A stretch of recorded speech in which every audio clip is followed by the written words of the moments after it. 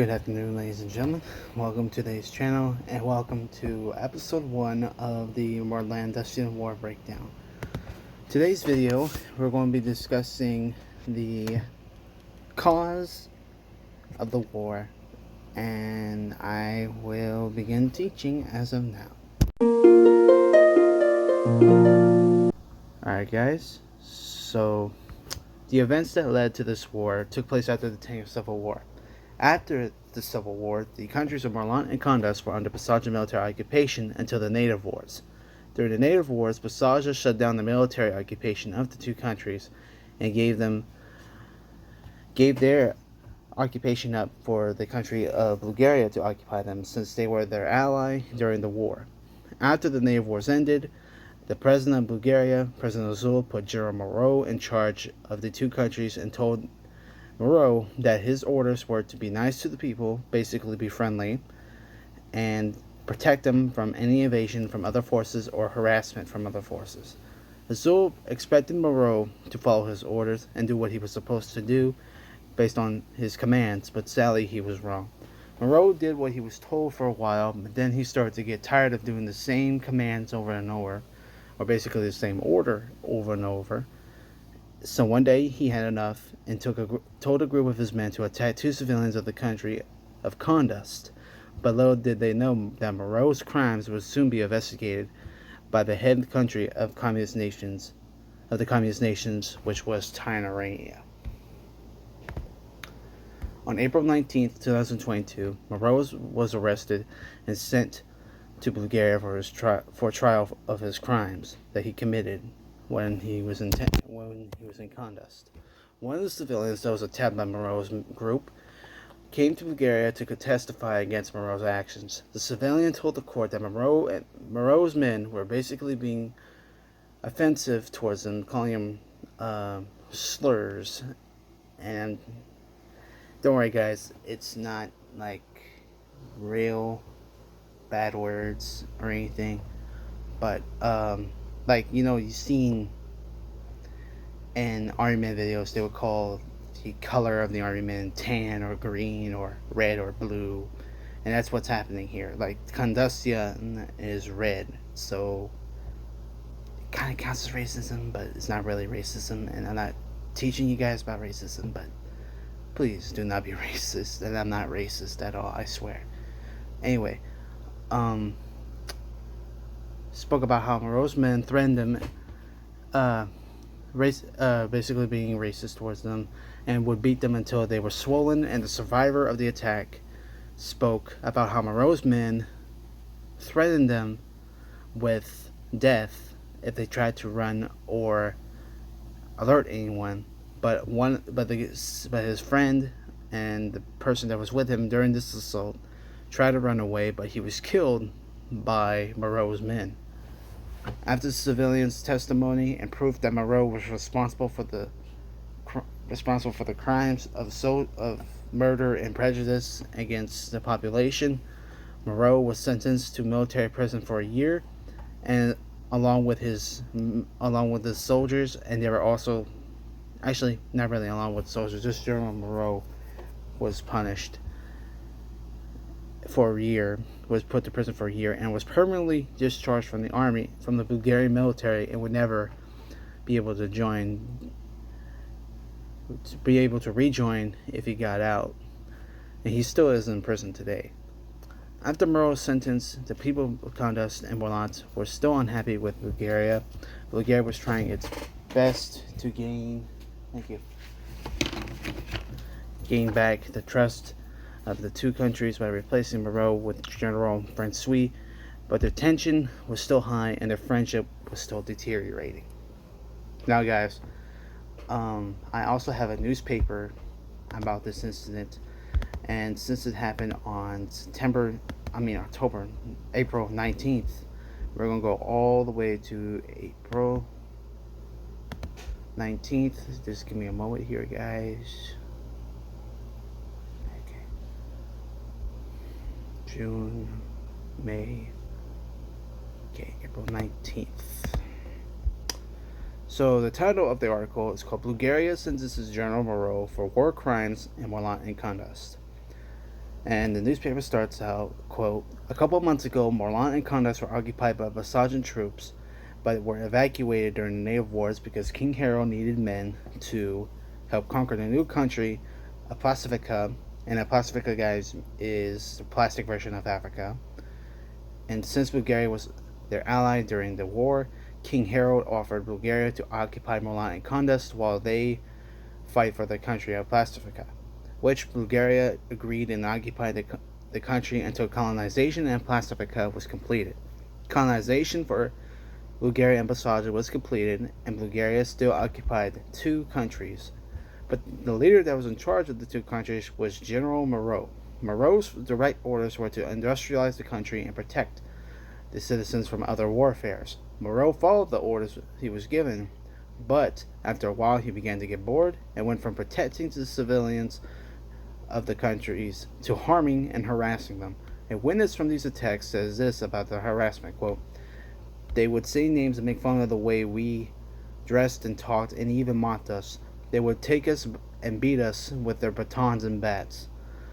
After they were done, they would kick us and tell us that if we told anyone or tried to run away, we would be shot. I had a buddy with me, and he was about to tell the other countries about our abuse, but he was killed by the soldiers, and since then I have kept it in my thoughts.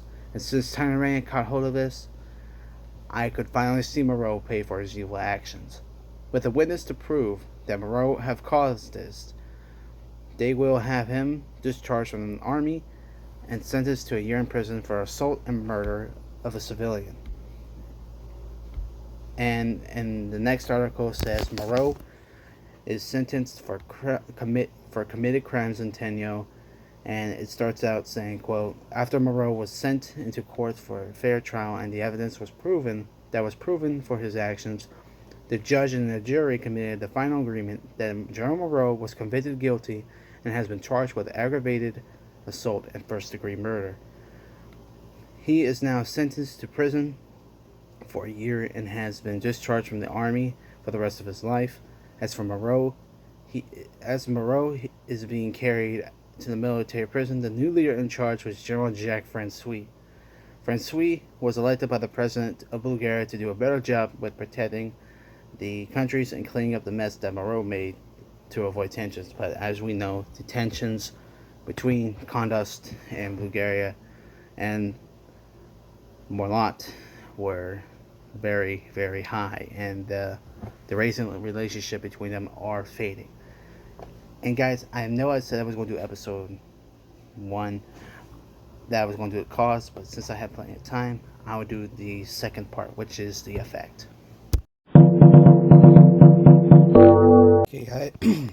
Okay guys, let's get started with the second part, the war. Just to let you know, guys, if you see me cover my mouth, I am a little bit gassy because I just ate some sandwich and I'm drinking a bottle of Coke. So, 542, the war. Condas and Morlan started to form a plan to push their Bulgarian oppressors out of their land by committing secret alliances with Tyrannia and Tasmania. Their plan was to signal the Tasmanian forces to attack the Bulgarian-occupied sections in Condas, and then, once they have liberated Condas, they will then form their armies and go to Morlan and help the resistance fight the remaining Bulgarian forces in Morlan. And when Morlan is free, they would then confront Pasaja and raid their country. The Tasmanian invasion of Condas didn't start until April 27. The Tasmanian liberation of Condas was successful because Bulgarian soldiers that were occupying the country were scared that if the Condastians found out about the Tasmanians successfully taking out their outposts, they would start a revolution against them, and they would be dealing two fronts, so they decided to reinforce Milan and were setting up a defensive position. The leader of the Tasmanian invasion force was General Hiroshima. Hiroshima had only one tank unit and some infantrymen, so he knew that he couldn't face the Bulgarians head on. So he asked the Condastian resistance and military to join their unit and head for Milan, which they did. As soon as they arrived in Morlant, Hiroshima knew that the Bulgarians were good with defending their position, so he came up with a genius plan of how to distract and surprise the Bulgarians. The first part was that they would give a false message through their enemy's radio saying that they would be attacking the front gate in Morlant, and that they should be prepared to defend the gate. The second part of the plan was to send a message through Morlantian radio warning them that they would bomb the city and should get prepared ahead of time before the bombing would begin. The plan had started to go well. The Bulgarians fell for the message, and the Morlantians have already took shelter and waited for the bombing to begin. The Condustian planes have begun to swoop in and bomb the wall until it was nothing left. And then they began to bomb the city and to destroy any Bulgarian-occupied buildings and supplies before they would move in to infiltrate the country. After the bombing was over, Hiroshima gave the order to send the army and infantry to clean out the Bulgarians from the entrance to the city of Beijing. As their unit passes, they were welcomed by Morlantian civilians cheering with joy and shouting that their liberators have come to save their country. Hiroshima's advance towards the city of Beijing was going smooth. The Bulgarians kept retreating until they have hit the city of Beijing. The commanding officer that was in charge of the remaining Bulgarian troops was General Louis, or basically Louis. Louis didn't want to be seen as a coward, so he told the men that he had left to set up defensive positions and that no matter what happens, they should fight until their ammo was severely low.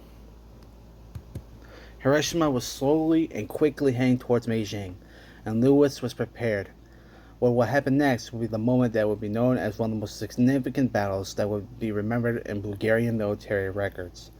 As Hiroshima's unit was closing in, the remaining blue soldiers fought and held until they were low on ammo, like Louis had said. When the advancing soldiers were closing in, Louis gave the order to surrender, and they were taken into custody and were taken to Kunduz to be interrogated for information. When King Harold of the Pasajan Empire heard about the fall of the Bulgarian occupation of Kunduz and Morlant, along with an invasion of Tasmania, he declared war and already prepared his troops to take back the city of Beijing.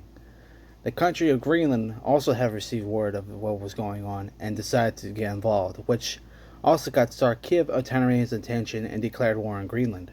The first attempt of Pasaja's recapture of Beijing was a failure due to Hiroshima's strong defense tactics, which caused them to retreat and decide to dig trenches near the border between their country and Morlant, and call for Greenland to help them take on Beijing. Hiroshima also knew that even though their defense against the Pasaja military unit was successful and strong, it wouldn't last when the Greenlandians arrived, so he decided to reinforce his defense to be stronger, and when the Greenlandians arrived, they would be prepared to deliver the final blow.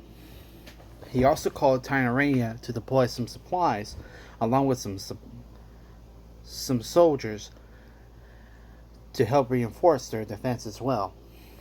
The travel route from Tanarina to Kunduz would take 3 days by boat, so it would take them plenty of time to get their defenses ready.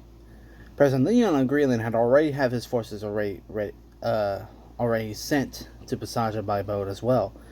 And based on how long the journey is from Greenland to Pasaja, it would take them 4 days to arrive, which means that within 3 days, the Tanarinian reinforcements and supply convoy would already reach Kunduz and travel to Morlant, and it would be 1 day till the Greenlandian forces arrive in Pasaja. And time stance. Within 3 days, like I mentioned,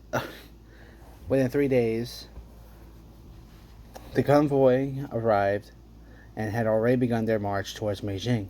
As soon as they have arrived, the defenders immediately hold chests and crates loaded with ammunition and food towards one of the churches, which would be their annex, and began to assign the troops to their positions.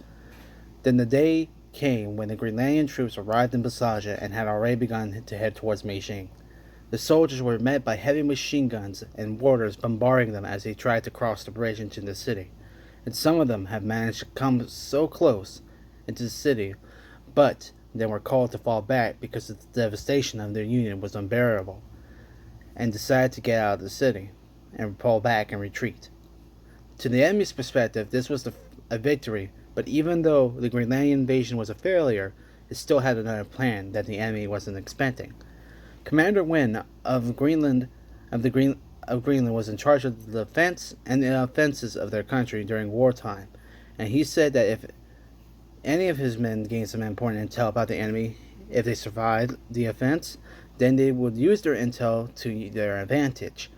With the intel that he recovered from the surviving soldiers, he immediately began to start his new operation. His plan was that they would send in another unit to Basaja along with a heavy armor unit to counterattack Hiroshima's men in Meijing. And once they have captured Meijing, they would push forward and head towards Kandast. This operation was known as Operation Spearhead to the Allies. After 4 more days of transport, more Greenlandic soldiers have arrived in Basaja.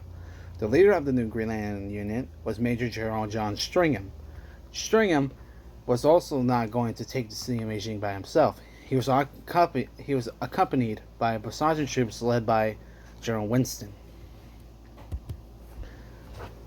Together, their goals are simple. Their main objectives are to capture the city of Beijing and turn into it and reclaim it for their armies, and then pursue and weaken the enemy forces in the Qingjing jungle, which the Qingjing jungle was close to the city. The two forces have managed to capture Beijing along with 3 Tanzanian prisoner soldiers that were on their way to Basaja to be kept for interrogation, and had turned the city into a headquarters for the reinforcements like so, and had managed to capture the first defense of the Qingjing jungle. If you are wondering about what happened to General Hiroshima, well, let me tell you. What happened was General Hiroshima didn't have enough men left to defend the city, so he ordered his remaining forces to regroup and set up defenses in the jungle. His plan was to leave the first line open for the Allies to take, and then when the moment was right, he would then push the Allies back into Beijing, which is where we are now, or about to discuss now. And he was accompanied by General Vladimir's forces to help with the reinforcements, because he was running low on men and he needed men in order to make this plan work.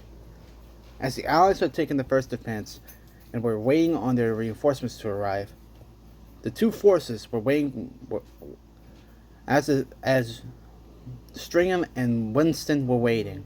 Hiroshima and Vladimir began to order the charge, and the Allies were stunned by this maneuver and began to hold as much as they can as they retreated back into the city of Beijing. And the enemy charge has managed to deteriorate their number as they planned. Basically, what they did was they had a huge force, and they charged at the small force, charged at another huge force, and weakened more of their men. Because the goal is, if you have less men, then your morale will start to deteriorate. So that's what they were doing, and that's what happened.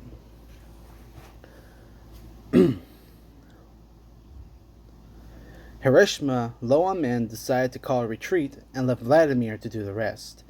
Vladimir's offensive plan was to use his army unit to overwhelm the remaining troops and push them out of the Qingjing jungle into the city of Beijing, and once he has them in his position, he would deliver the final blow.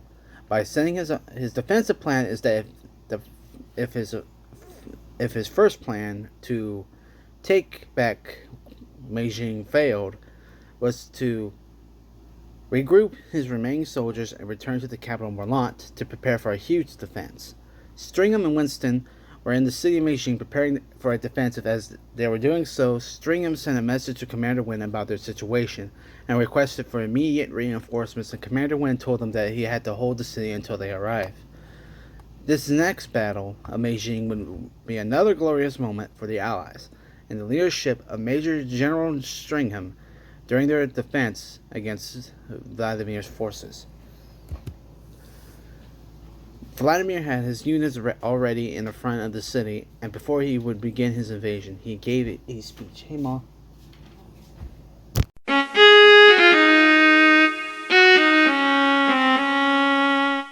Guys, as Vladimir had his units already in the front of the city, and before he would begin his invasion, he gave a speech towards the Allies. Well, not really a speech. He told the Allies by saying, quote, "You, excuse me, you and your men have a chance to live, and the only choice you may have for you to live this day is to give up Beijing to us and retreat to Busaja. If you don't want to surrender, you will be invaded and killed in this city." Stringham gave a call to Busaja and asked how far or close were the reinforcements, and they said that they have arrived, but it would take them 2 minutes for them to be there. Stringham knew he had a few men left, and their defenses were set, so he decided to hold the city till the reinforcements arrived, and the men agreed to his decision. Before the battle would begin, Stringham wanted out of the city and went to Vladimir's forces and replied to Vladimir's words, "I may have a small force of men to fight you, but I have orders to hold the city, so it looks like we have to fight for this city anyway. If we die here, let it be known that we were not just soldiers who died for the sake of the city, but that we did what we were told." Vladimir respected Stringham's courage and had begun the invasion of Beijing once again. Within 2 minutes of holding the line, Stringham and Winston have managed to hold the city, and their reinforcements have... Oh, wait, I forgot. Nope. Within those 2 minutes, Stringham and Winston have managed to hold the city, and the reinforcements have arrived just in time. Vladimir conducted his backup plan and immediately ordered his remaining troops back to the city, to regroup back to the capital of Morlant and Condust, and began to set up their capital Morlant and began to set up their defense. Major General John String was met by the commanding officer of the reinforcements, Colonel Sanders. And once they met each other, Sanders gave Stringham the promotion from Major General to Colonel Stringham. Also, their actions during the defense of Beijing would be published in the newspaper, and this was the first war story ever to be published on paper. With Beijing back into Allied hands, Colonel Stringham gave the order to advance through the Guijing jungle and capture any villages or towns that were there until they reached the capital Morlant. And sorry guys, there's my dog. She's scratching herself right now. The battle for the capital Morlant would result in an Allied victory, along with the surrender of General Vladimir. Along with Vladimir's surrender came with the other leaders of the Morlandustian alliance. Shunhe Morlant, Ma Chi-hun of Condust, Emperor Suki of Tasmania also surrendered to the Allies, which ended and concluded the war. Also guys, Tainaraya did too, because once Vladimir surrendered, the leader of the country at the time was Tsar Kiev, and he surrendered to them as well. Alright guys, we are now at the final and ending part of this presentation. So let's begin. Resolution. The leaders of the Morlandustian alliance, along with the leaders of the Allies, met in the capital of Hanoi in Condust to discuss the fate for Condust and Morlant. After a few minutes of debates and disagreements, they have decided as a whole that Condust and Morlant won't be occupied by any country except themselves, and that they will make the decision for a country to occupy them or not as they wish. If they decided that they don't want to be occupied, then they would continue to live in a life of peace and have their own traditional way of life, and no one had the right or the power to do so, which they all agreed. Tsar Kiev and President Leon shook hands and swore an oath that they won't ever come across a situation like this again, which they didn't. The citizens of Morlant and Condust heard about the agreement and began to celebrate their independence from military occupation, which also would be a national holiday for the two countries, which is called Independence Day of Morlant and Condust. The war started on April 27th and ended on May 21st, 2022. Even though this was a short war, the casualties were at its highest. The total number of troops that had fought and died in this war was a total of 1,417. 733 of those casualties were the Allied soldiers, and 684 of the casualties were the opposing forces. The country of Morlant suffered a lot of devastation during the war, and after war, and was under construction for a few weeks. And that would be it for today's video. Please leave a like, comment, subscribe. This is one of the most longest videos I've ever done, and I will be looking forward to do more. Now, tomorrow I am doing a Bulgarian. No, I'm doing a Grayton history video tomorrow.